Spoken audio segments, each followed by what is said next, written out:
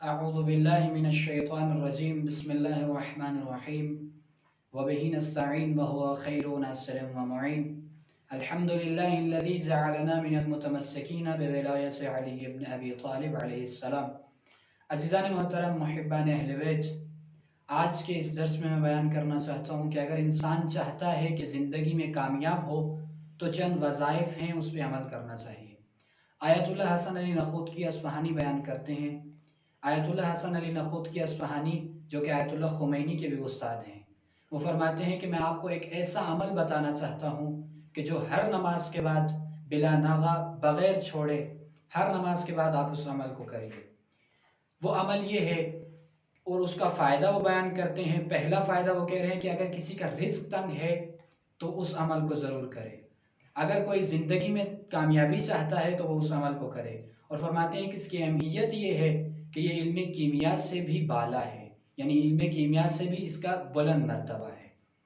فرماتے ہیں ہر نماز کے بعد جو واجب نماز پڑھ رہا ہے اس کے فوراً بعد تشہد کی حالت میں جس طرح نماز کو ختم کیا ہے اسی حالت میں انسان بیٹھ کر 5 اذکار ہیں اس پہ عمل کرنا چاہیے، بلا ناغہ بغیر چھوڑے انسان کو پڑھنا چاہیے۔ پہلا عمل وہ فرماتے ہیں کہ پہلا عمل یہ ہے کہ تسبیحات جناب فاطمہ زہرا کی تلاوت کرے۔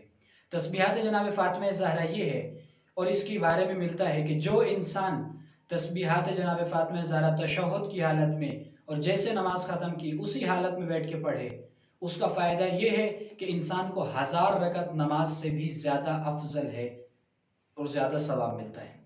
دوسرا عمل فرماتے ہیں کہ آیت الکرسی کی تلاوت کرے، اور آیت الکرسی ہر کام کے لیے آیت الکرسی بہت زیادہ اہمیت کی حامل ہے۔ جس کام کے لیے جو کام نہیں ہو رہا آیت الکرسی کی تلاوت کرتا جائے۔ آیت الکرسی یہ ہے کہ اگر انسان کوشش کرے ہر نماز کے بعد آنکھوں پہ ہاتھ رکھ کے اور آنکھوں کی بینائی تیز ہونے کے لیے اس آیت الکرسی کی تلاوت کرے۔ تیسرا عمل فرماتے ہیں کہ صلوات پڑھے، 3 مرتبہ صلوات کی تلاوت کرے۔ اور امام موسیٰ کاظم علیہ السلام فرماتے ہیں کہ انسان اگر نماز کے فوراً بعد حالت تشہد میں جس طرح بیٹھا ہے، جس طرح حتیٰ اپنے پاؤں کو بھی نہ موڑے اور اپنی کروٹ کو بھی تبدیل نہ کرے، جس طرح بیٹھا ہے اپنی حالت کو بھی تبدیل نہ کرے، اسی طرح بیٹھ کر اس آیہ مجیدہ کی تلاوت کرے۔ ان اللہ و ملائکتہ یصلون علی النبی یا ایھا الذین آمنوا صلوا علیہ وسلموا تسلیما، اور اس کے بعد صلوات کی تلاوت کرے۔ اللہم صل علی محمد و آل محمد وعجل فرجہم۔ امام فرماتے ہیں اللہ تعالیٰ اس کی 100 حاجات پوری کرے گا، 70 حاجات اس دنیا میں اور 30 حاجات آخرت میں پوری کرے گا۔